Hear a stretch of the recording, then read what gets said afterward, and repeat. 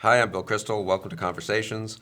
I'm very pleased to be joined today by Ed Conard, a longtime businessman and investor, a partner at Bain Capital, among other places, I guess, a visiting scholar at the American Enterprise Institute now, but who has written two very interesting books I found fascinating, which I want to ask you about why you had to write these books to save economics from the economists or explain economics better than the economists do. But the two books were in 2012, Unintended Consequences, and then was it 2016? Yes. The Upside of Inequality, How Good Intentions Undermine the Middle Class, both of which I recommend, and I'm trying to boost your Thank you. royalties here. Yeah, anytime, right? No, but you draw on your, obviously, you went to business school, you know economics, but you draw on your actual experience as an investor and a businessman. But anyway, what made you think that we couldn't learn what we needed to learn from all the fine Harvard economists writing about economics? I think it was a combination of two things. One is I was under enormous responsibilities at Bain Capital. I had already made a lot of money and wanted to spend more time with my family.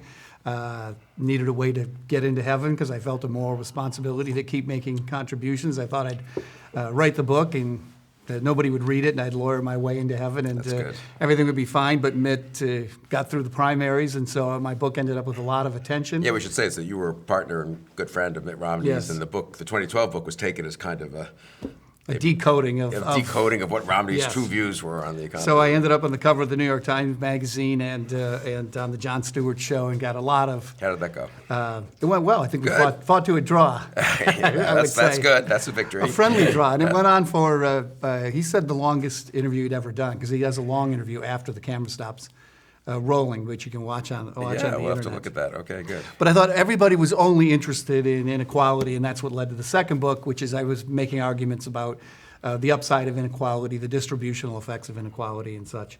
But that was the first reason, trying to fulfill my moral responsibility. The second was I felt that both the left and the right have a lot of misunderstanding about economics in the popular media and the arguments that you see in the media.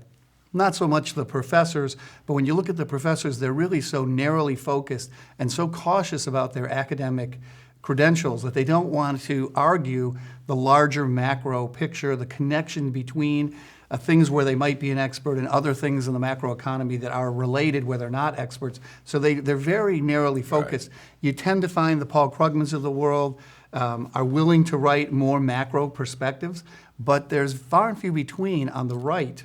And I just felt there's nobody I view myself as a little bit like a journalist coming down from the mountain, that I've done the work to truly understand the economics, to explain them. And also I felt I didn't want any propaganda. I wanted to explain the counter-arguments against the conservative arguments and the counter-arguments to the counter-arguments. I always felt everything was kind of one-sided. People are willing to take things out of context, say things that they can win the argument with, right, even though it's not advancing the public's understanding. I tell you a story. I was debating Paul Krugman. I said, why do you always put up these ridiculous straw men on the right? Why don't you put up the serious arguments on the right? He said, why should I give them access to my audience? Is that right? I said, because you're a Nobel Prize winner, you're trying to do what's best for the country. Or just trying to help democracy, maybe, a democratic discourse. Yeah. But I think that's true of almost all the discourse that you find in the media. It's aggressive. It's very partisan. It's very one-sided, and I felt like I wanted to contribute. So what do you think? So let's say you're more or less a conservative, center-right, whatever. I guess most of it was like, what was the core point you made that normal consumers of pro-free market, pro-entrepreneurship, pro-low tax rates, et cetera, conservative orthodoxy were missing in 2012 after the financial crisis? Yeah, I would say probably the most important is that there's a shortage of talent, and that we're an innovation-driven economy, that we don't really need a lot of capital. We don't need a lot of savings. We're not a capital-intensive manufacturing economy anymore. We need smart, creative, well-trained thinkers. They're able to scale to economy-wide success without needing much capital at all. Google and Facebook are cash flow positive the whole way. And what are the economic policies which really cause us to end up with Silicon Valley and Europe and Japan to fall woefully short in comparison in the amount of innovation that they've produced. And then what effect does that have on the overall economy? I was probably a little less tuned into the distributional effects in the first book than the second book, but still the median incomes in the United States are 15 to 30% higher than they are in Europe. I always can make comparisons in my book to the United Kingdom, Germany, France, and Japan. They're the three most, or the four most relevant economies. We're 15 to 30% better at the median. We're about the same at the lowest levels. After tax, we're probably higher because they tax what they give to the poor more heavily than we do. We barely tax it at all. And at the high end of the income spectrum, we're way more productive. We earn way more money than our counterparts in the rest of the world. I tried to lay out why this had happened. In the first book, I set off on that course when the financial crisis hit. I felt like I didn't have anything to say about the crisis. I retrenched. I learned a lot. I felt like I did have a different perspective. And so the first book is half, why is the United States outperforming other high-wage economies? What happened in the financial crisis, and what can we do in the aftermath to bring us back? So I was trying to avoid the very thing that happened, which was 8 years of slow growth, high unemployment, and lower wages than I thought we needed to. I think that stemmed from a misunderstanding of the financial crisis, but it's not what I set off to do when I wrote the first book. And in the second book, I was somewhat trying to make amends and saying, there are distributional issues here about who benefits from the growth, how much of it's going to the most talented workers, what about the people that aren't as fortunate to be born with the talent that some of these workers have, and how do we have policies that are going to grow wages in a world where we have an unconstrained supply of labor, particularly at low-skilled labor. So I want to get to the distribution argument, which has been very much in the news the last 2-3 years in all kinds of ways, obviously. But I said, reading your first book and other things you've written, I'd say that your focus on innovation strikes me as innovative. I mean, it's a little different. A lot of economists, it's capital, it's savings, it's investment, it's markets, it's free flow of capital, blah, blah. Mm-hmm. But I don't know how much they say about innovation. They take innovation as some kind of variable, I suppose, that just shows up a lot of the time. But you make that, you put that sort of at the center, right, of our economic well-being, really.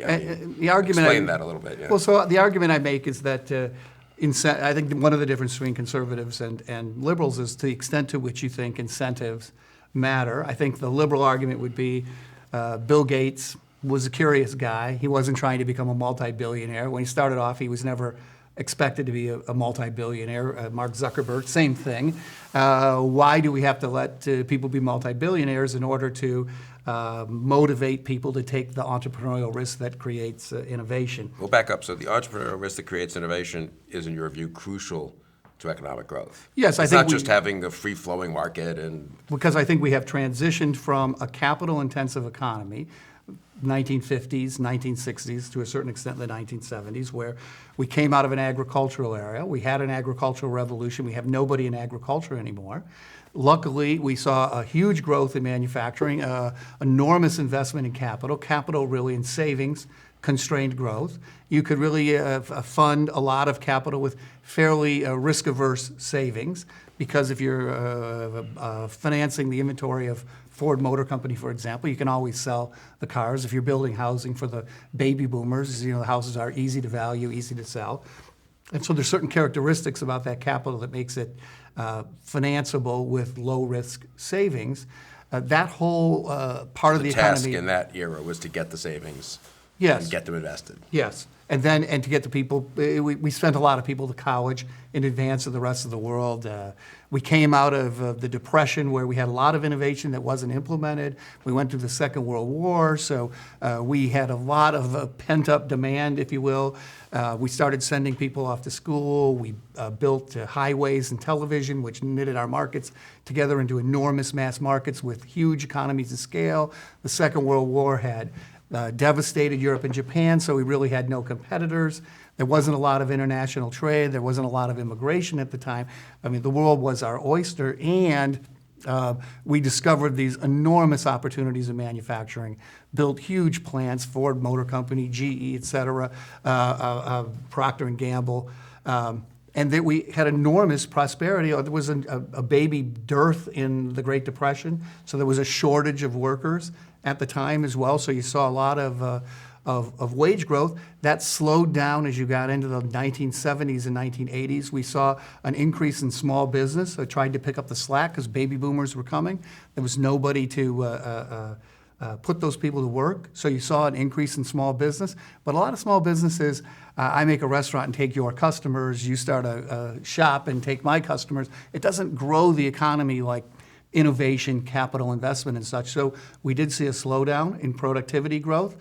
And that kind of slowed down. And then when we got to the 1990s, we saw much more of a rise of innovation, where the demands on our most talented people and their ability to produce technology and finding the crossroads between business and science became far more important. What we saw during that era was businesses that succeeded became cash flow positive very quickly. Business became a net contributor to savings as a net user of savings over that time, that we needed a lot more venture capital, which couldn't be funded by risk-averse savings because it's kind of all or nothing. You find the cure for cancer or you don't. No one's going to lend you money to find a cure for cancer because the guys who are lending you money are risk-averse and they want their money back.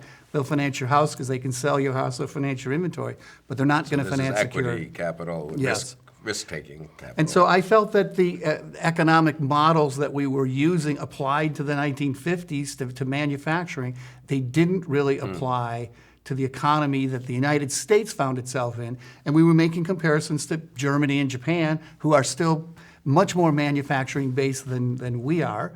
Their people have different skills. Their capital markets are different than our capital markets. I just felt that we were missing some of the key ingredients that were serving as the catalyst for making our economy more successful. And I can dive right into And this it if is, you want. I mean, it is, and you thought it was more successful. I mean, it was more successful. Yeah, I That's think I show a lot of measures that show yeah. it is. And what was the cause of that, do you think? I mean, that is to say, why in the 90s, why did we have, and then decade after 2000s, why was there all this innovation here? Why isn't Silicon Valley in Germany and so forth? I think, look, there's a whole host of reasons. Let's talk about some of the not private enterprise reasons. We invested a lot of money in defense. A lot of that went into the San Francisco area. Probably gave us an advantage. We have economies of scale, critical mass in the United States that's hard to assemble in someplace else in the world, so that we could draw highly capable people from around the country. That certainly helped us. We had regulations that made it easier to fire people.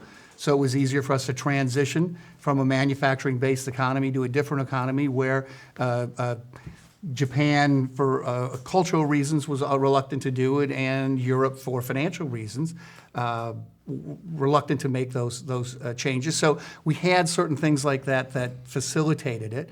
We also saw a coalition in the 1980s come together between free market conservatives who wanted less regulation, lower government spending, less taxes. They joined together with foreign policy hawks that wanted more military spending, and with social conservatives that were opposed to abortion. And the combination of those three, I think, really controlled the Republican Party. Were very successful in the 1980s, moved all of politics towards the conservative end of the spectrum. I think people look back at Bill Clinton, he'd be probably a conservative today.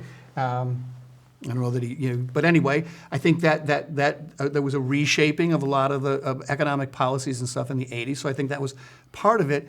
Part of it's just happenstance, which is if you create Intel and Microsoft and you see those guys get rich, then what you saw was a lot of people get very interested in going to Silicon Valley, getting involved in technology, earning MBAs.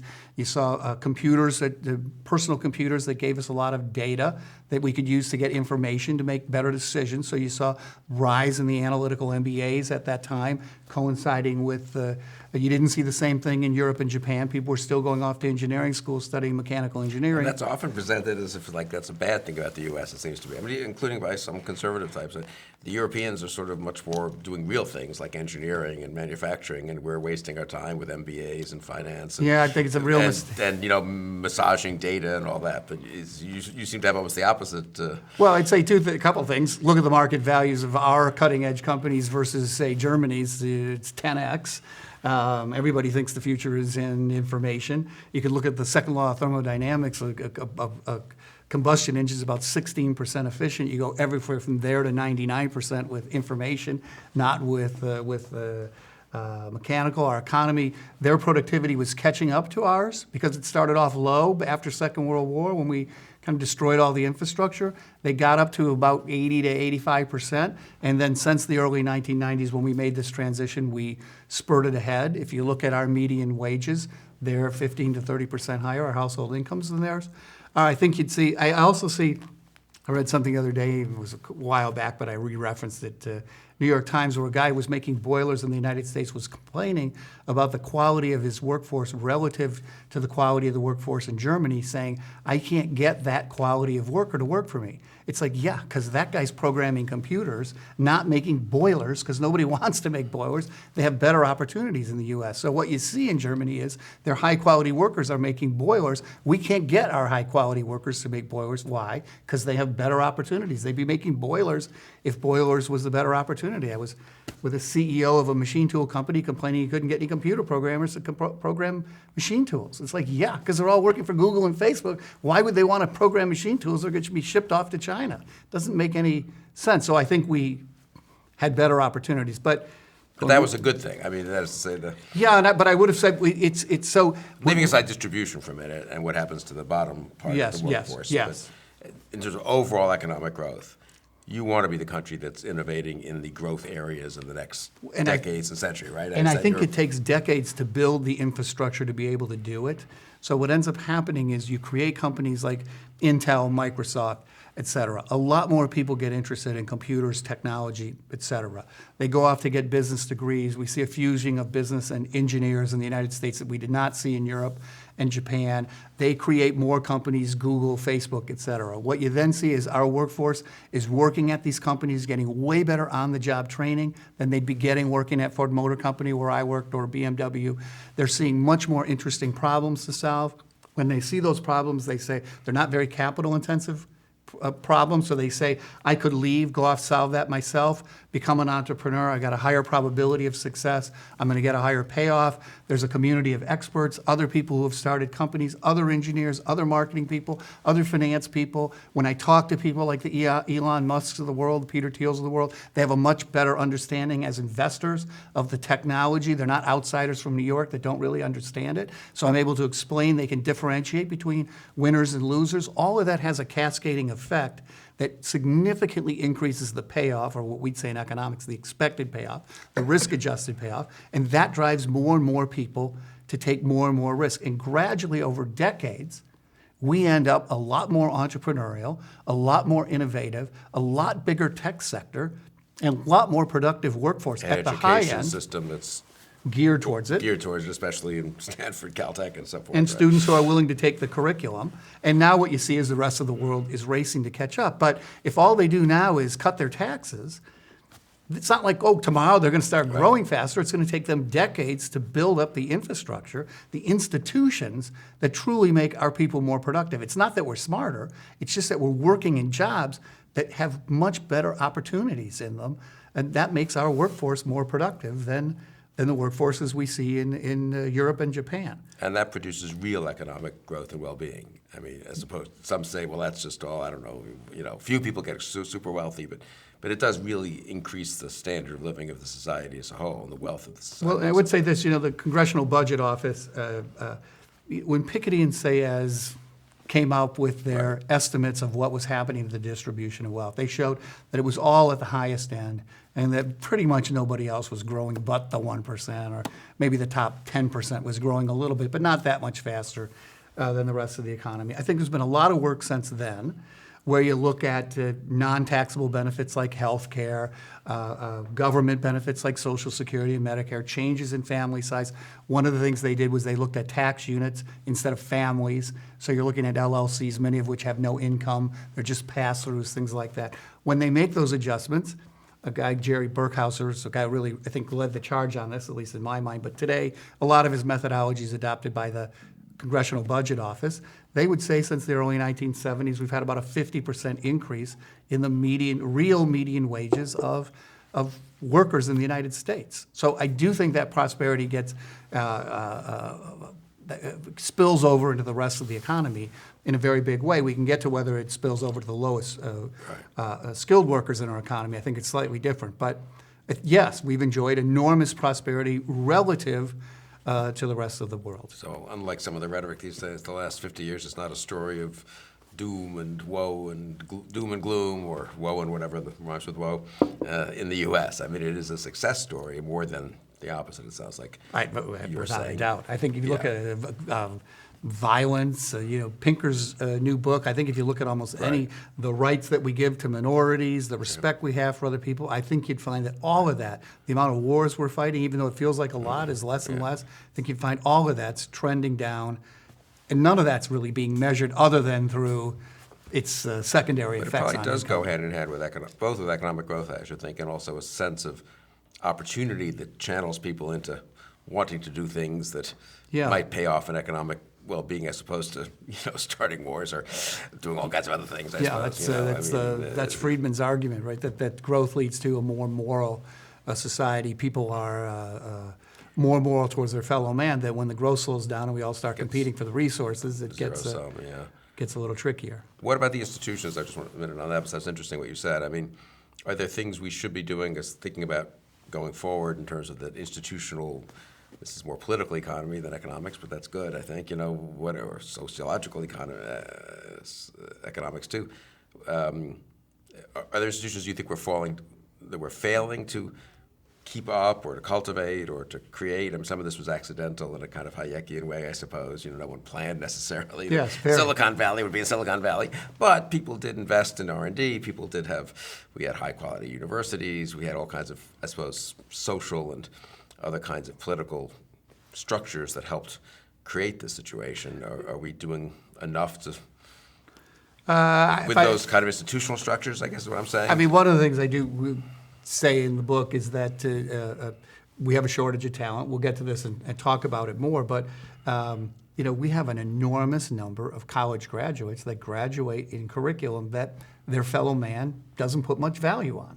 And that if you really go into what customers are willing to pay for, what they demand, what they value, I think you'd find an enormous mismatch between what our college graduates are graduating, the degrees they're graduating with, and what our economy, the customers in our economy, are asking their fellow man to deliver to them, to give them, to work for them.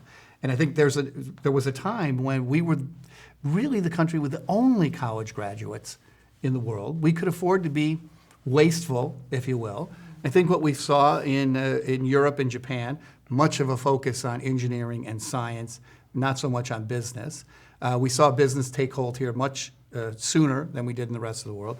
The combination of the two has proven very powerful. What we see is a lot of engineers in Japan and Europe, not many business guys. They haven't produced the innovation that we've been able to produce with the combination of the two. But when you look at who's coming out of school, you see a lot of reluctance to head into the business and science areas.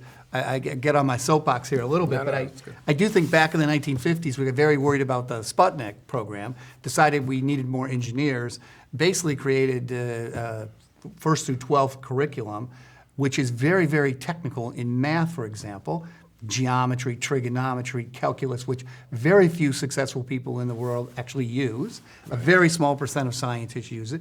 We scared a lot of our very capable people away from science and engineering and mathematics, as opposed to saying to them, a little bit of math, a little bit of decision making, a little bit of economics geared to your capability can go a long, long way towards making you more productive in your ability to serve your fellow man as customers. And we're going to have a curriculum which is geared to that, as opposed to the curriculum we have today, which if you aren't in the top, it'll go beyond the top 5% to the top 1 or 2%, you get scared away from mathematics. And part of the reason you get scared away is because what in the world do you need geometry, calculus for anymore? You need a little bit of statistical understanding of how the world works, a little bit of decision sciences, a little bit of basic economic concepts that'll help you see the math a little more clearly. The things we're not teaching our students. So if there was an area where I would have said the institutions have sort of failed us, that would certainly be tops on my list, and I worry more about it, and we can talk about the low end, but I worry it's easier to fix it at the high end. It's proven extremely difficult to actually have a big impact on the people who are more difficult to educate. And maybe we're heading all wrong in that direction too, but I don't think it won't solve our innovation problem. It'll solve other issues that we have. And I'm interested when you said that we need so much less capital than we used to. But I mean, of course, everyone's so focused on capital, Piketty's book and so forth. But is that a sort of mistake in a sense? I mean, that's not really the core issue or problem that we face. I believe that. I think that we actually need surprisingly little capital. I think of capital investment as two things: funding. Somebody's got to fund it, and the second is somebody has to bear the risk of failure. So when it doesn't work, who loses their money? What we do find is a lot of risk-averse savings, people that say, I want to put my money in the bank, but I want to be able to withdraw it tomorrow. There's nothing you can invest in that you can withdraw it tomorrow. If you build a house, it's going to take the homeowner 30 years to pay you back. If you build a factory, it's going to take 50 years to pay back. So they want a lot of liquidity, and they want their principal back. So part of it is you say, well, I built the factory, it didn't work. I tried to find that cure for cancer. Well, that one didn't work. What you get back is zero. I think what you'd see is we also have a surplus of risk-averse savings, in part from the trade deficits, which flood our markets with risk-averse savings. But the thing we're short on, and we've, as business has gotten more and more profitable, we've recovered from the recession, maybe we're not as short today as we have been in the past, but equity that's really willing to bear the losses that are needed to grow the economy. Because I think one thing people don't understand is you don't really need to motivate success, you need to motivate failure. What you have is a big pool of failure, and a small number of things bubble up. From that bubbles Facebook, Google, Intel. But what you don't see is that for every one of those, there's 1,000 that people lose their money. People spent 10 years of their life. They didn't get much for the value. I mean, they got some training on that 10 years, but they go back and start their careers all over again in a new company, in a new industry when it fails. And so, ultimately, the payoffs for the Zuckerbergs of the world and the Bill Gateses of the world is someone says, I have a chance to strike it rich. If I work for this company and I'm the 100th employee and I get 1%, that's going to make it worth the risk that I'm taking to try to get there. And what you find is that we investors are diversified. We have 100 bets like that, but the individuals are each taking one bet with their life. So they see a lot more risk than the investors see. And what you need are very high payoffs. In fact, in the books I argue that the payoffs for these people is probably negative on a risk-adjusted basis. They'd probably be better off to just go work wherever they can work and earn their salary than to actually go off and try to do a startup with a very, very high probability of failure. And if they do 2 or 3 of these and you get to 50 years old with no savings, no retirement, no high-paying job at that point, you're going to have a tough life. And we see a lot of people heading down this path, which is great for society, great for helping our fellow man, not so great for the individuals who are engaged in it, and they're all doing it in part. We see this in Hollywood, the amount of risk that people are willing to take to be rich and famous. Yeah. We see it in Wall Street. We see it in state lotteries. As soon as the jackpot gets big, those are, the expected value of that bet is negative. Right. You're going to lose all your money. People flock to take that bet. The chance to make $500 million on a 1 in a million shot, they'll line up at the door to take those risky bets. You're leaving aside lotteries, which probably don't add anything much to anything. To yeah, society. just redistribution of the money. But Yes. that really is important, you think, to have these outsized payoffs, because you really want people to take more risk ultimately for the sake of innovation and economic growth. Well, That's your judgment. I mean, that if you had a society where you had less risk taking, less outsized payoffs, more just people cheerfully going up the career ladder step by step instead of all or nothing bets, that would be ultimately a less productive, a less.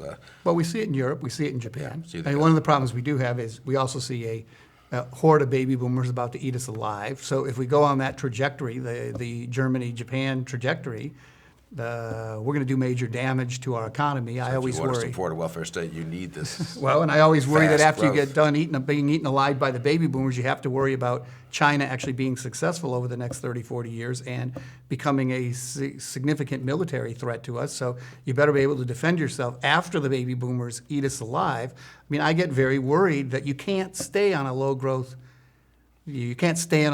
trajectory given if what you see coming down the tracks for our economy. And I tell you, what we see is better than what Europe and Japan see. They see a lot more trouble than we do. Now, China sees plenty of trouble too, but you still have to worry that China's ascendant in this, that it's going to get back to its relative position. It's got a large population, smart, hardworking, entrepreneurial people. It's going to be powerful in the future, and it's going to have its own views about how the world should be. We're not going to have our way in the world like we've had, and we're not going to have, our allies are not going to be anywhere near as strong. So we have to be thoughtful about this. We need policies that foster innovation and growth, yes. Both to support our own welfare state and to support us, maybe when we're having less demographic growth, but also to deal with enemies and so forth. Yeah, that sounds right. Final point just on this, and I want to get to distribution, which is so interesting and so controversial. I mean, Peter Thiel, I think, argues that innovation isn't what it seems to be. It's slowed down. He has various arguments about this. Where are you on that sort of? Are you worried? I mean, do you feel like with sound policy, the innovation is basically the innovative spirit and abilities are as strong as they've ever been? Do you see a slowdown there? I mean, So I would say this: we hear two things. One, we hear a lot about we don't see as many business startups. I wouldn't worry about it. What we have seen is consolidation in retail. In any retail you see now, you don't see much mom and pop. It's all national brands. That used to be very much of a mom and pop business. It's consolidated into large companies. You saw the same thing in restaurants, for example. You see a lot of national brands consolidating. You see Walmarts and retail and things like so that. the notion that millennials are starting fewer businesses than their parents did is not something we should. Well, they might be, because I think what you also find is that the guy who used to start a restaurant is actually a pretty capable guy, and now he's a computer programmer, not starting a restaurant. Mom and pop guy who's not as capable because he didn't go on to computer programming starts the restaurant and fails financially. And that's why I think you've seen the Dardens of the world and the Walmarts of the world be able to move in and take over those spaces, because what they really are supervision systems where the supervision isn't as capable, maybe the workers aren't as capable, but with computers and such, they are able to supervise those operations more successfully. So they come in. I think that's actually a good thing, not a bad thing. What really grows the economy is small businesses that grow large. And in today's economy, it's almost exclusively high-tech startups, and it requires more than just a mom-and-pop entrepreneur. You have to be trained in business. You have to be trained in science. You have to be at the cutting edge of technology, just like science.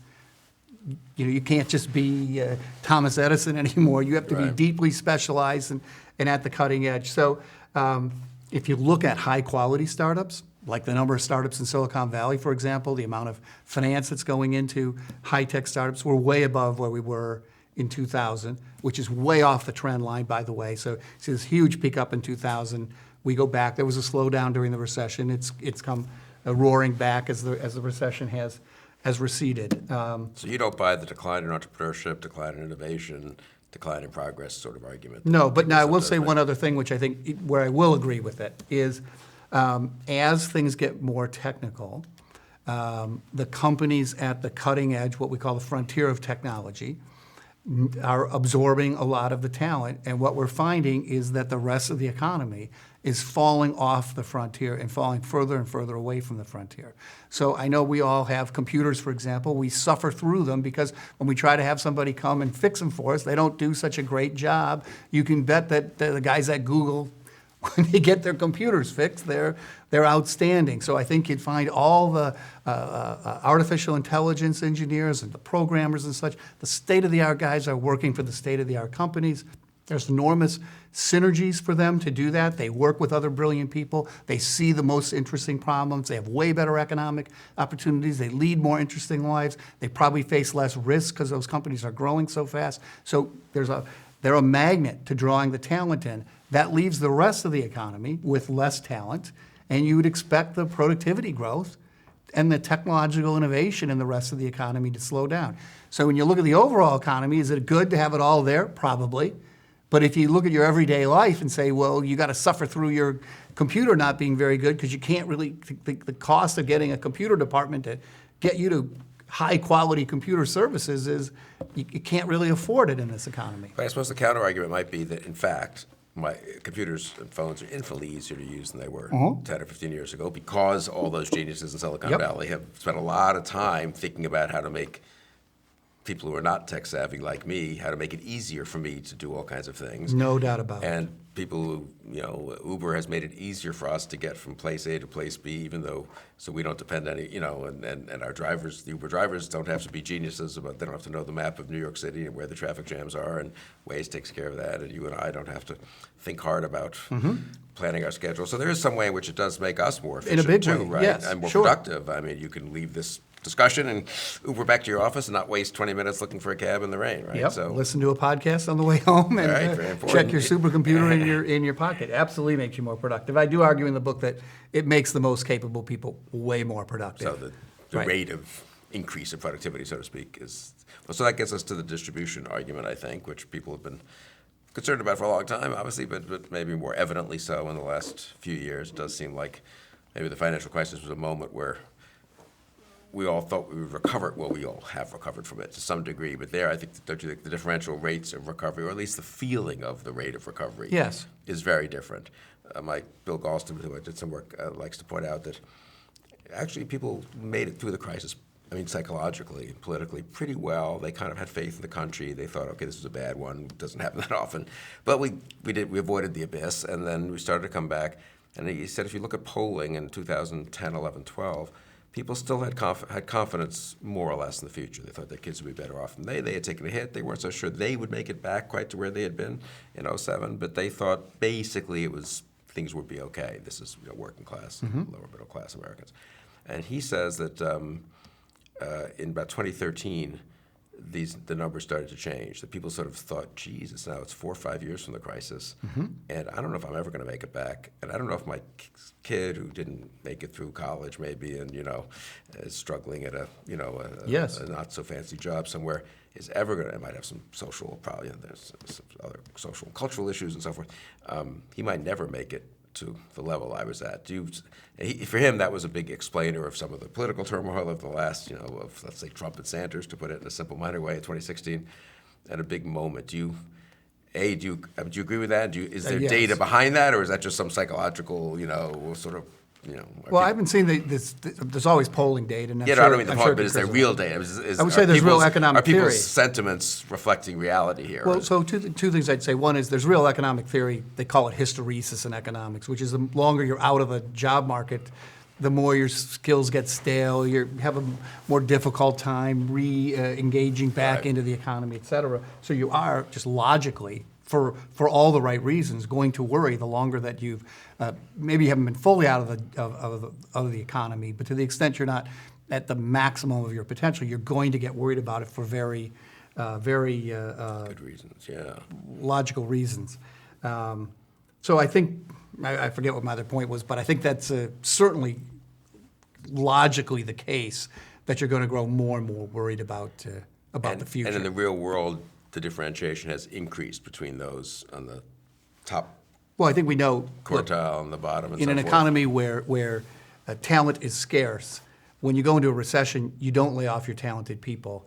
You lay off the people who are most expendable. So the worker who gives you trouble, the guy who's not quite as productive, the person who's easily replaced. And one of the big problems you have is when you interview people, it's hard to figure out in an interview whether the person's really a great computer programmer. You won't know until you hire them. And so what you do is you say, if that person was the person that the other employer laid off, he probably wasn't the good person. Therefore, I need to be extra careful about it. Right. And so what you find is that the most capable people, the people who are hardest to replace, they don't get laid off. The companies suffer through the recession and pay them anyway. It's the people at the bottom who end up getting pushed off. Now, they are going to feel more optimism because on the back end, when the last people hired, when the economy finally starts to recover, they're going to get pulled back into the workforce and feel stronger. I remember what my other point was. We saw this as well. when the Republicans, I won't give President Trump all the credit for this, but when Republicans gained control of the House, Senate, and presidency, we saw the stock market rise 25%. So I think someone must have looked and said, Democratic control of the economy has led to 8 years of slow growth. We're factoring that in going forward. When we no longer see that, we expect faster growth, a more prosperous economy. I think you saw that reflected in the stock market. I think you did see tick-ups in consumers' confidence and things like that went along with it, small tick-ups in productivity and in investment. But you did see a rise in optimism on the change of regime after the Obama administration. Whether it's a false positive, turns out not to be true or not, we'll see. But people certainly got more positive, and I suspect that's because they actually were negative until that was lifted from them. But that would suggest that, this is what happens in recessions, this is what happens when you come out of recessions. It's not that different from going through recessions in the 50s or the 70s, but I think your argument is that there is a distributional question today that's a little different from the distributional questions that were raised by normal economic recoveries in the what I would say in the is industrial area. I do think you see we have had a recovery that follows a pattern that's typical. It's been much longer. I think people felt that they're longer after financial crisis. That is an argument that an economist Reinhardt makes, but Rogoff and Reinhardt make. I did argue in my first book that we should strengthen guarantees of banks, and that if we didn't do that, we were going to face a long recession. Unfortunately, because of all the bad publicity around banking, I said we're going to go in the opposite direction, and we did, and it's been problematic. I suspect that's part of the problem, but I think there are longer term on this distributional, longer term issues in the works, probably exacerbated by the recession, but nevertheless have been brewing for quite some time. If you look at the United States, a third of 25% of Americans score in the top third of the world on academic tests. 45% score in the bottom third. Bear with me for a second. So we have one high score for every 2 low scores.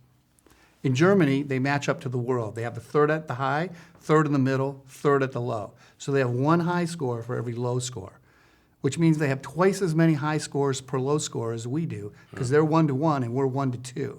If you look at Scandinavia, they have 3 times as many, and if you look at Japan, they have 5 times as many.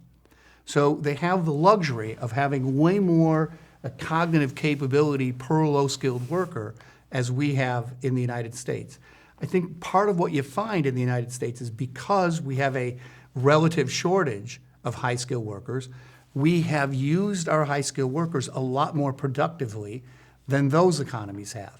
And part of that was this institutional capability building in Silicon Valley and other parts of our economy, which gave us institutions which made our workers a lot more productive. They work longer hours than their counterparts in Europe, not so much in Japan. They earn more money. They take more entrepreneurial risks than their counterparts in Germany, in Europe, and Japan. So there's been real effects from that group of workers in the United States. But the effect of that is if you're a talented person, I think you can choose one of 3 professions.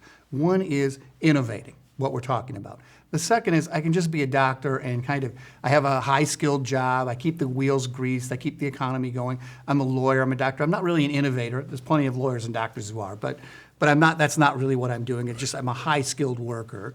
And the third is I can be a supervisor of low-skilled workers. I could be a supervisor of, and by supervisor, I'm going to use the word broadly. I could be an engineer at Ford Motor Company who designs, I was an engineer at Ford Motor Company, so why I go back there, but who designs a very competitive product that customers want to buy. I can design factories that make the workers more productive. I can design training programs. I can program computers, et cetera, that make those workers more productive. I think what you find in the United States is we start off with a shortage, a relative shortage of high-skilled workers. We have way better opportunities in innovation. So more of our workers go into innovation. You find higher wages for doctors and lawyers as a result because there's a shortage relative to their counterparts in Europe and Japan. And so you say, who's left to go supervise the unskilled workers. There's not many of them left. And when you say over here, I'm working on innovation, when talent constrains growth, what's the talent going to work on? Increasing the productivity of the talent.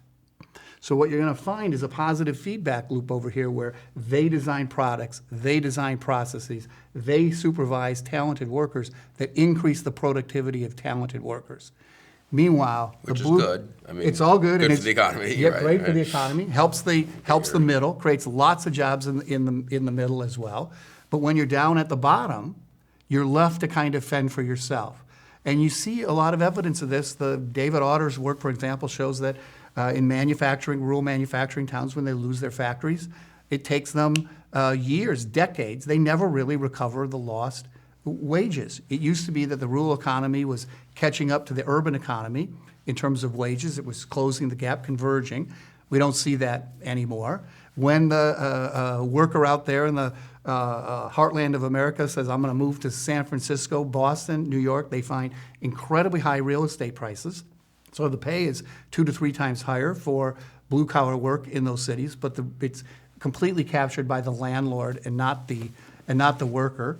And so they find themselves in a situation where they've been sort of left behind. We also see this in the low workforce participation, high opioid addiction, more unwed births, more divorces, all indications of people not being supervised as tightly as they had been in the past. And so I think it leads to resentment on the part of those people that say, hey, we're all supposed to be a team, a country working together. You guys have all gone off to work for yourselves.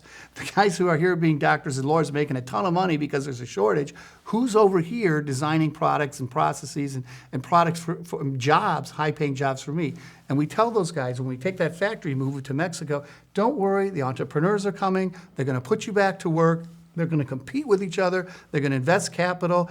Interest rates are zero. There's a ton of capital out there. That's going to drive your productivity back to where it was before, and you're going to get the same wages that you had before. And they the say, consumer goods will be cheaper since they're made with lower wages in Mexico. So. and they say, hey, we can come to that in a second, but then they go, but the entrepreneurs all moved to California, and what little blue-collar work they created, they outsourced to China.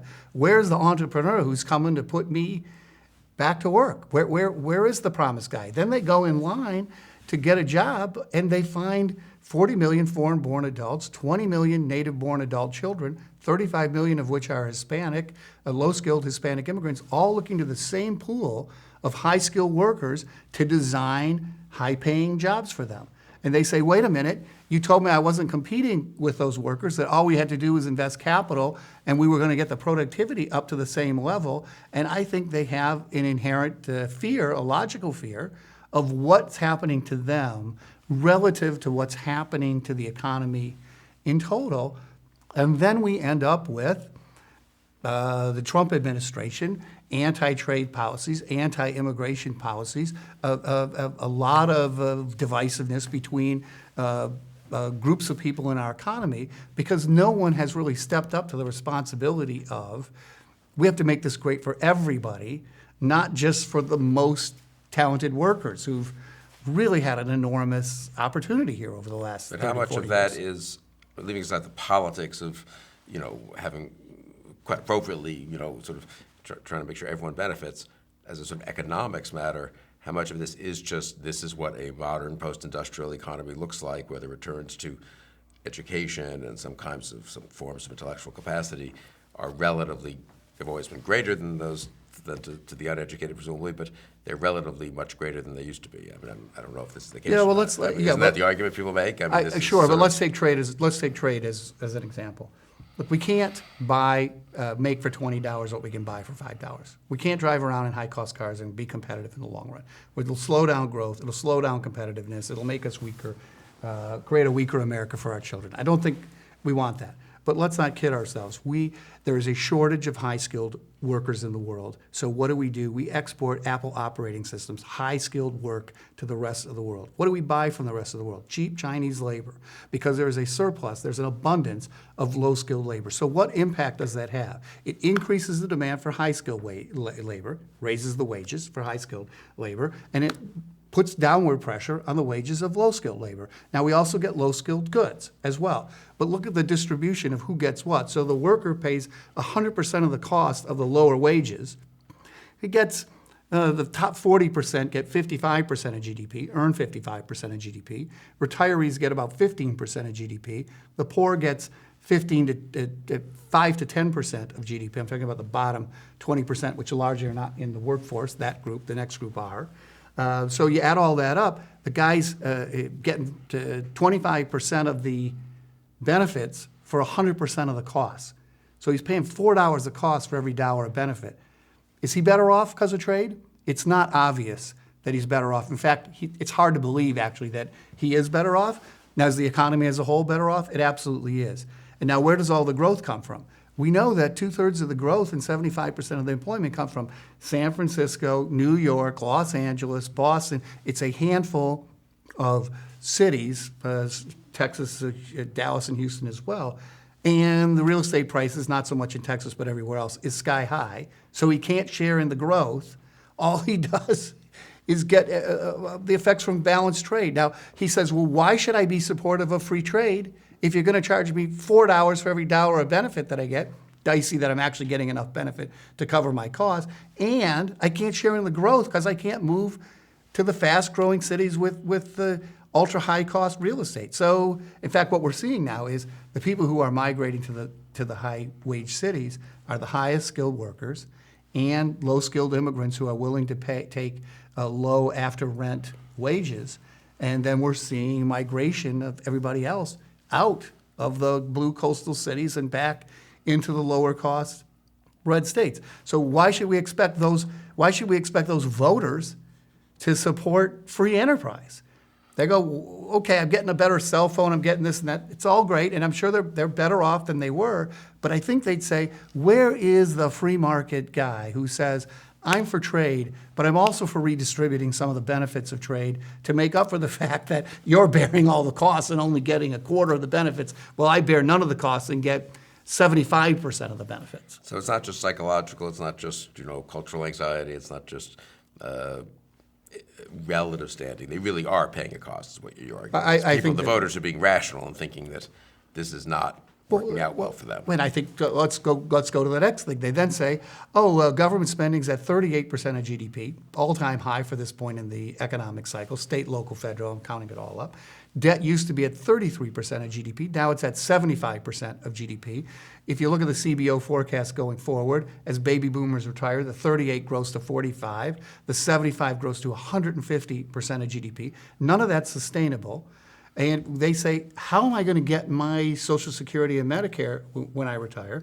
I'm in fierce competition with everybody for government spending. Therefore, I'm going to turn against the other people who are also trying to get their share of government spending. And we free enterprise guys say, free trade, lower taxes on business, lower taxes for rich guys to reinvest. We're going to leave bigger deficits going forward into the future, which makes it less likely that you're actually going to get your retirement benefits. But you have to be a pretty rich guy to say that's in my best interest.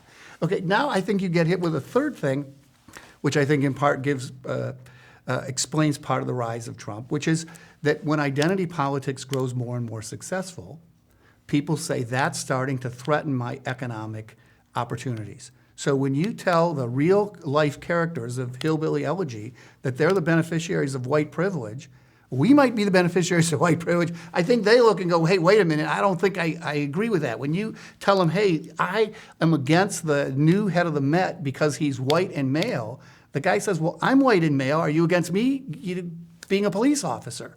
And so I think they say those things threaten my economic opportunities. The fiscal policies of the government are threatening my Social Security and Medicare, and free trade and growth aren't benefiting me very much.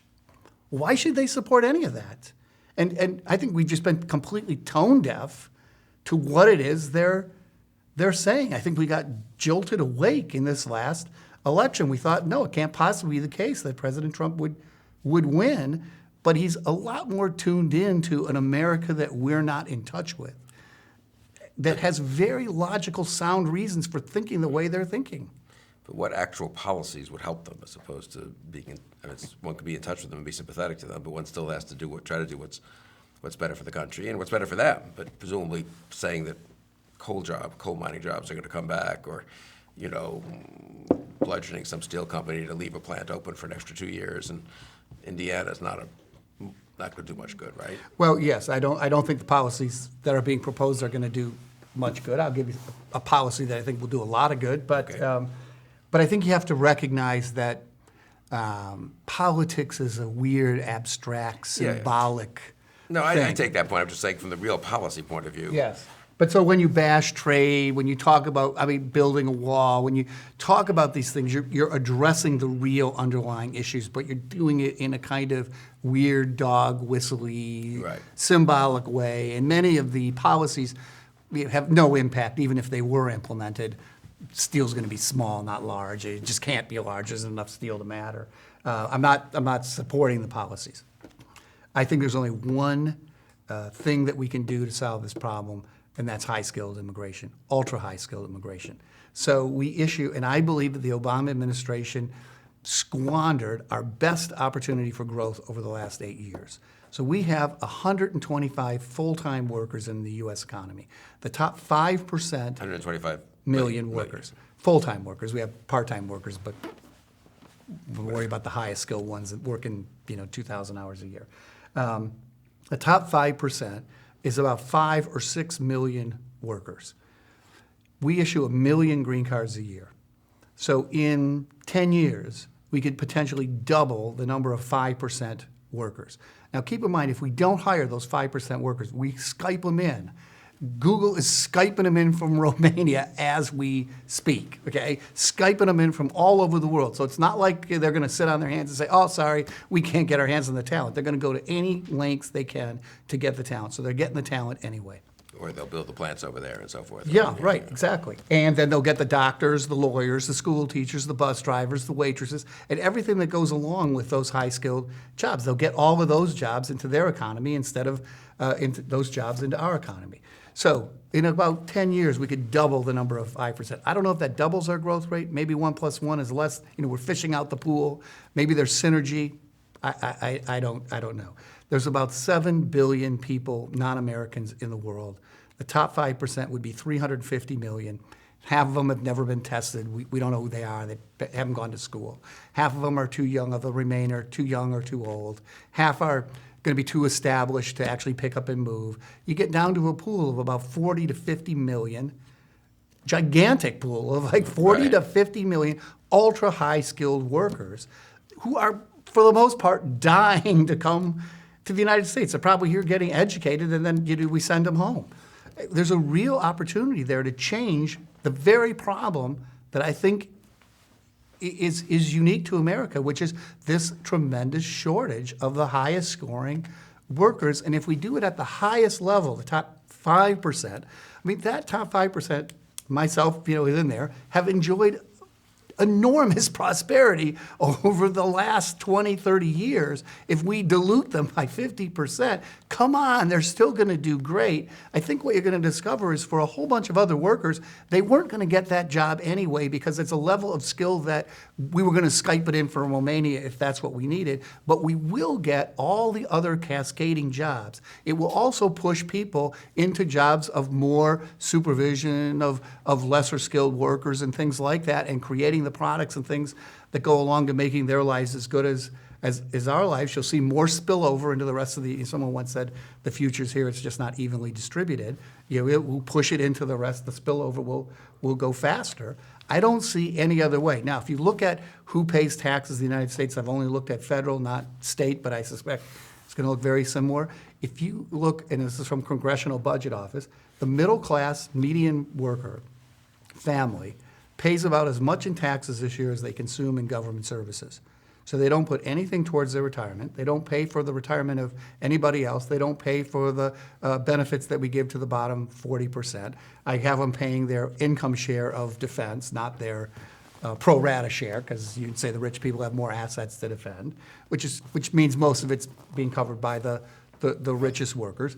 Those workers are basically paying for what they're consuming this year, which is fine. But more of them isn't going to pay for baby boomers in the future. It's going to increase the amount of retirement benefits we have, but it's not going to add enough additional tax revenue. You need people who are adding net value. I mean, Right, adding a lot more tax revenue than they pay in government and those services. are the high-skill immigrants. And if you look at our education system, we have not been able to produce, for whatever reason, we have not found a way to produce a greater number of enough to solve our problem.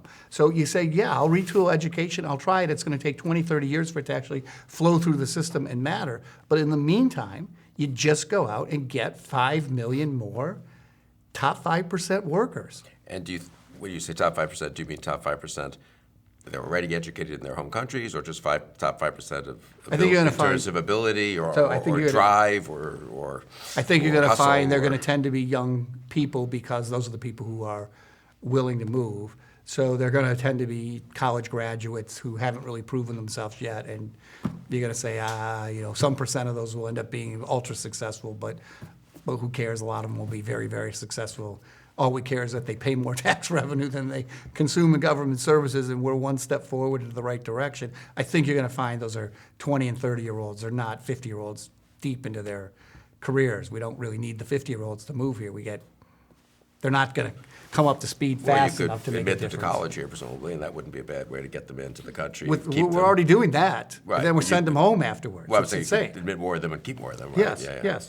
yes. But I think if you ramp up to 1 million a year, you got to do more than just admit people. You have to really go out there and recruit them. And you think that's doable? I mean, they would be if we invited them, they would come. I think Yes. if you look at the distribution of our wages relative to Germany or France, and you look at the top 5%, you're talking about 2.5 times more money being paid. And the key, it seems to me, to your argument, I think both substantively and politically, is of course, the greater supply of these people will slightly diminish, presumably, the wages of their equivalents who are here already, but they already are doing well.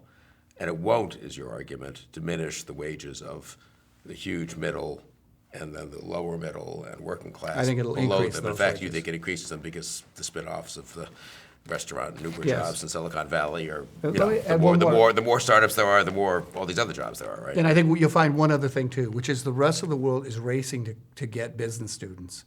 They have they've created more engineers, scientists, mathematicians than they've been able to put to work, more PhDs than they've been able to put to work. So I think what you would do is say, to the extent I can bring in the scientists, the mathematicians, the engineers, and combine them with the Americans who are already here, there's real synergy between getting that technical expertise and then marrying it with marketing, networking, communication, relationships, salesmanship, business skills, all of that, which the native-borns tend to have more of because they're just tuned into the culture, the economy, the network, et cetera. It's not to say that the immigrants won't come up to speed. They will, but it takes some time. In the same way, if you went off to Japan, you'd kind of be lost there for 10 years trying to figure your way around. It's hard to plug into the network. So you want to go get experts, team them up with people who are plugged into the network. That's how you get the most productivity from them, the fastest. And the way to do that is straight to Silicon Valley and other technological centers. The biology's growing fast as well. But high skill doesn't necessarily, or high ability, I guess, doesn't necessarily mean that they've already gotten their degrees or that they're necessarily even from the top strata of their own societies. I mean, you could imagine incredibly talented. I think you basically go get college graduates, which is the big Right. sorting, the big, it's a big test in a sense. Because I think otherwise you're trying to do it yourself. You're not going to be very effective at it. There's huge amounts of money being spent testing students. I was about to say, just give SAT. I'm just thinking out loud.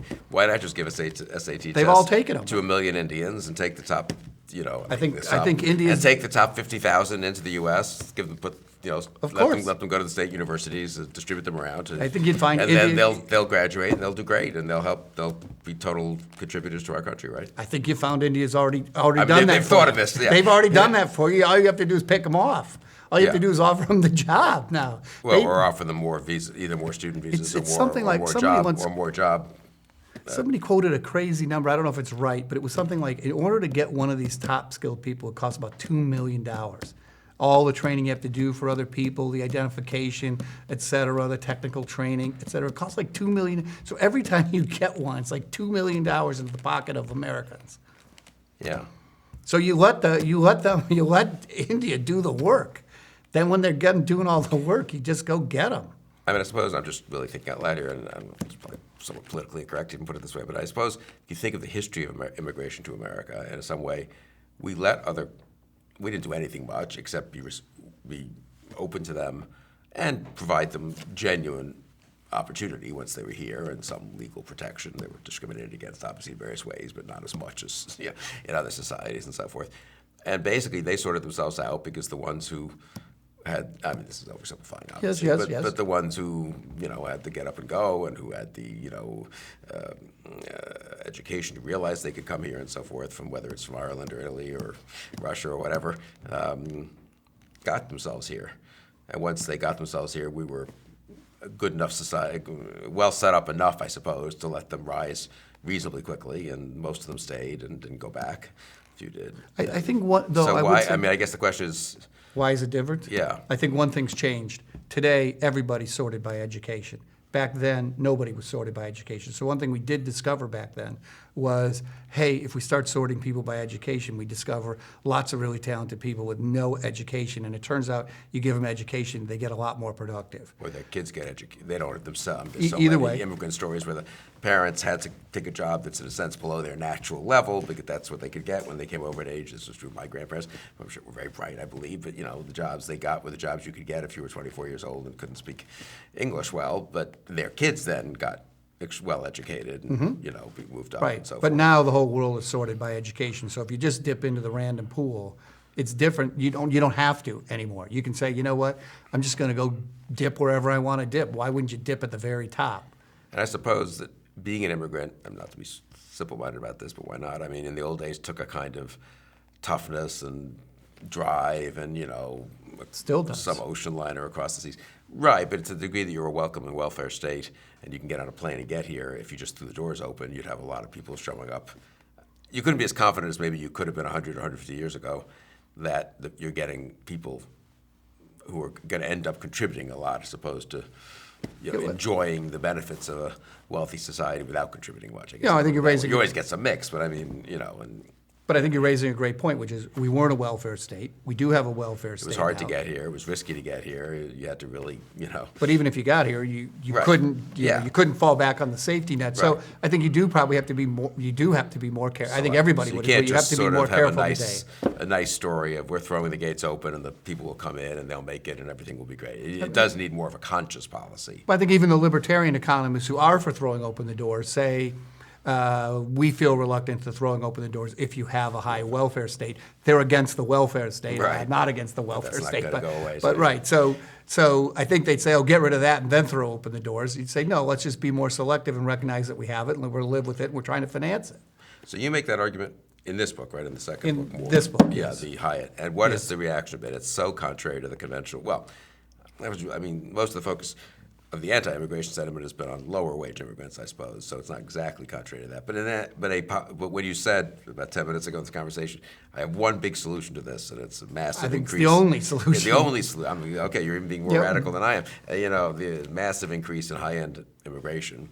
That's a little contrary to what one hears from both parties these days, I would say. But what kind of reception have you gotten, either from intelligent economists and business types, or from political So types? I'd say that- how far is this from being like a plausible campaign platform in 2020 or 2024? So I'm not sure I know. I know part of the answer. Now we're all guessing. I think obviously. among the high-skilled people who generally are in my audience, they're very, very supportive. Go, come on, that's common sense. Of course, that's what we need to do. they're partially voting for themselves in a sense. I have talked to some of the Breitbart key leaders who I think say, well, if you were to limit it to the top 5%, we'd be supportive of it. But if you're talking about just flooding the economy with 60th percentile, I think they're not for it. I think they don't view that as in their best interest. I get that. I suspect some people view this as a kind of racist strategy. I mean, I personally don't care where they come from, as long as they can pay more taxes than they cost in government services. I really don't care where they come from. I think there are other people who do worry about cultures and what effect it has on your ability to support or your willingness to support capitalism and things like that. I'm not tuned into those arguments. I've heard them. I get it. I can sort of understand some of the logic of it. It's not. I mean, my sense is you go look in Silicon Valley. It's all being driven by really capable immigrants who've been highly innovative and produced incredible companies and enormous value for our country. My sense is incentives sort of conquer all. And I suppose the absolute numbers, what are you talking about, 1 million? I mean, this is Thinking of 5 million? hypothetical, so the number of immigrants we now admit per year is 1 million a year. a little over 1 million, I think. It's like 800,000 to Yeah. about 1 million something. Yeah, It yeah. fluctuates a little. So are you doubling the number of, I mean, in your ideal world? so to Well, I speak, would be happy to double. I think. with the right, Yeah, I think the right people in the Delta. I mean, you could keep the current immigration. I think what you always learn in Low. business is you can blow stuff up. You take a good idea and blow everything up. You do have to kind of dial the dial carefully. Right. We know how to absorb 1 million people a year. Well, why don't we start by just absorbing 1 million a year? Try to skew it towards high skilled, and then we'll figure out. I mean, right now I have an op-ed in the Wall Street Journal saying don't dial it down from 1 million to Well, I understand. 500. Let's worry about getting. But why Let's wouldn't worry it about be getting it easier- up from 1 million after we get it to 1 million. But as a I don't know, just thinking out loud. I mean, I also think it wouldn't be very hard to go from 1 million to 1.1 million. Who's going to notice? Would No, any of us not at know? all. Would we have a clue? It was 1.3 million, honestly. I mean, it's a 330 million population country. Even if you sort of segment it and say these are all between age 18 and 40, they're still coming into 80 million. I'm making this up, whatever numbers of people, right? So it's still a pretty small percentage. It's still you get unintended. Do you think it would make a big difference, though? I mean, even like 100,000 or 200,000 is what I'm asking. I mean, how big does your number have to be to really pay off in the way you hope it does? I mean, I think we need 3 million in total. If we got 600,000 a year for 5 years, we got it up to 3 million. I mean, I do worry about unintended consequences. You get 1 million 25-year-olds. It has its other issues. I'm not worried about the 25-year-olds, but you worry, marriage and this and that, and what effect do we have the services? Do we have the institutions? But this isn't an idea. That's what I'm getting at. This isn't an idea that depends on some hitting a certain number to be worthwhile in the first place. I mean, it works to some degree if you start off with, and I'm totally making this up, obviously, an increase of 50,000 the first year, 100,000 the second year, 150,000 the third year, 200,000 the fourth year. The way American public policy often gets made. That's fine too. I mean, it's not as good. Sure, as, we have H-1B visas, so we do give out a fair number of. But I'm saying fairly high adding skills. to that delta. Sure. I mean, I always think, look, two things in businesses teaches you. The answer's not there, it's there. Let's go that direction. And then let's not worry about where we get to over the hill there. Let's just start walking. Yeah. Because until we take the first step, we can't take the second. Until we take the second, we can't So I take do the think third. if one did it and demonstrated, there would be a little bit of proof of concept, right? If you did it and 3 years later with 100,000 people a year, 3 years later there's no increase in unemployment among, it's not depressing wages among We have proof of lower concept. income people. You think we would have that with Oh, the H-1B? you look and- at you look at Silicon Valley. Yeah, You well, look at the that's true. CEOs in Silicon Valley. I mean, we have proof of concept. This works. It works. And it works way better than you might imagine. It works. And it's replicable in the sense that it didn't just work into certain circumstances that you're now going to change by vastly increasing the number. I mean, it's hard to know That would be the argument, I suppose. till you but- do it. Yeah. I think we're Skyping a lot of people in from other places, and Well, they're that getting seems the to be benefits a very of- convincing argument, an argument that would appeal to middle class and working class Americans. That look, you right now, jobs that you would like and you'd like your kid to have, are going abroad because we're not letting the people who create those jobs come in. I mean, I think Romney always got pummeled with job creators and job takers, and I guess he picked that up from Nick Eberstadt a little bit at AI, and it was all sort of distorted in the media. And I myself thought it's a political matter. You don't really want to distinguish Americans into these categories, but I suppose, on the other hand, I suppose it's more. I mean, people also have a common sense. You see this often in interviews with Americans of all strata, that they're not idiots. I mean, they understand that, if someone invents something much better and it does produce jobs. It's not ridiculous to say that it's in middle class Americans' interest to have some extremely successful people inventing new things or creating new companies, right? I don't think that's that hard to sell. I wouldn't think, and I always think this, I think this is hard. I think we need to do this. It's a hard sell, but the way it works is first you persuade the academics, who then persuade people in the media, who ultimately persuade people. And so it cascades down, which is, let's pencil out, and the CBO does this, by the way, the next 30 years as baby boomers retire. They're not going to take no for an answer. We can pretend we're going to dial them down, but they are going to fight. They are going to do major damage to America. So our Medicare, it's going to cost a lot of money. So why don't we pencil out what we need to do over the next 30 years to pay them fully, or at least pay them as much as we possibly can? What other compromises have to be made in other parts of the economy in order to get there? And I think what we would discover is high-skilled immigration absolutely critical to making any 30-year plan work. And you would look at all these things, and I think what we're heading for now, with this tax cut, for example, I love the corporate tax cut. I'm not so sold on the rest of the tax cuts.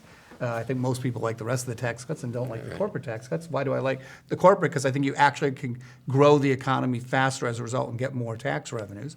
But the net effect of this, this tax cut, which creates a deficit going forward into the future, okay, when we pencil forward and look at the future, we are risking capitalism, free markets, the very thing that generated all of this prosperity, because the numbers don't add up, no way, shape, or form. And when they don't add up 20 years from now, it's going to be battle royal for the money. And the baby boomers aren't going to take no for an answer.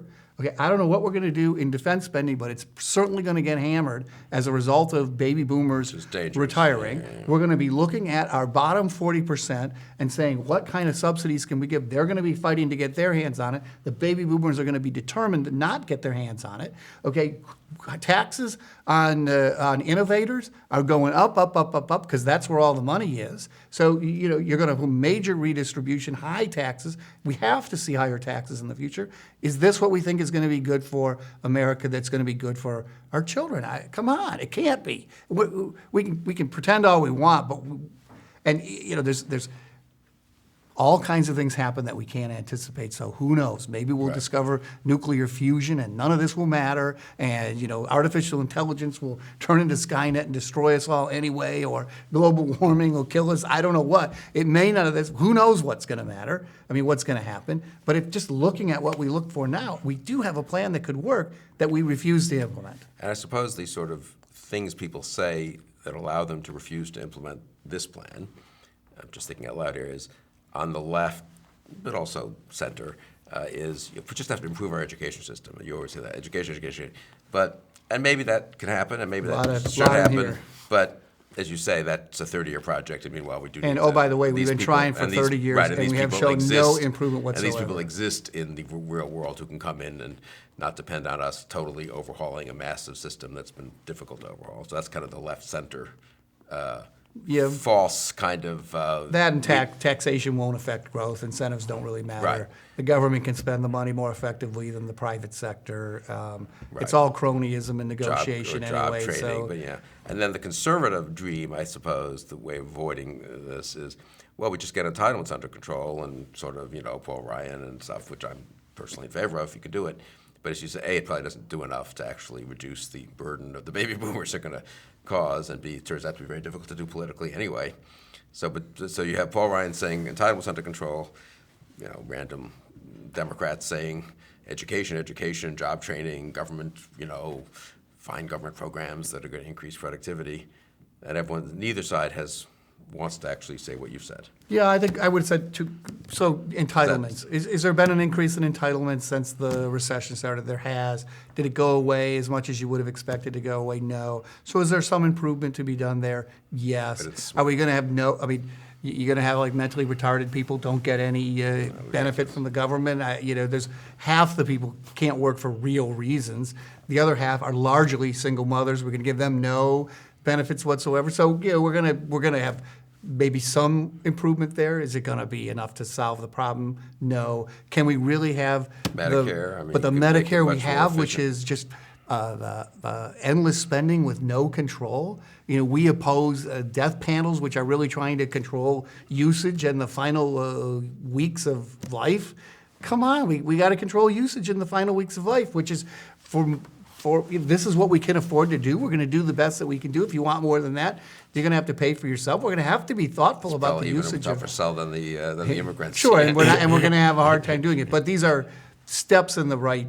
But neither, what you're saying is neither the education solution, in a way, neither the liberal solution or the invest better and more wisely in what we're now doing, which is kind of the liberal centrist selection solution, or the conservative cut back on all these wasteful programs and save money. Neither really addresses the problem in a way that.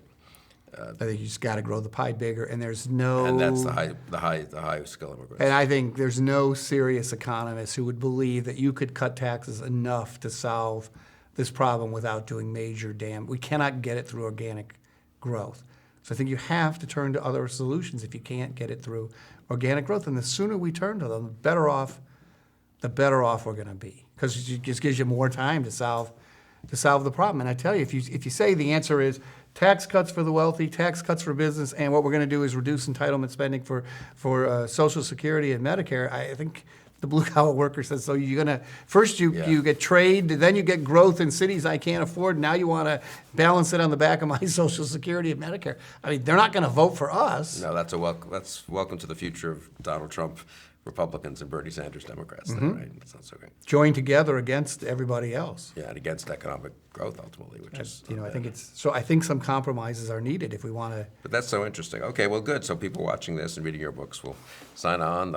Everyone will be on board by 20. Not everyone. So enough people will be on board by 2020, and we'll get ourselves out of this unproductive debate. I've got to say that we're having now in our politics, right? I mean, where we're really not diagnosing the problem. And but look, this has been a terrific conversation. I've learned a ton, and we'll have to continue it. There's so much more to say, but thank you for taking the time and for diagnosing the problem and actually proposing a big solution. So that's thanks for that's listening. Rare. Thanks for taking the time to listen to my point of view. Thanks, Ed Conard, and thank you for joining us in Conversations.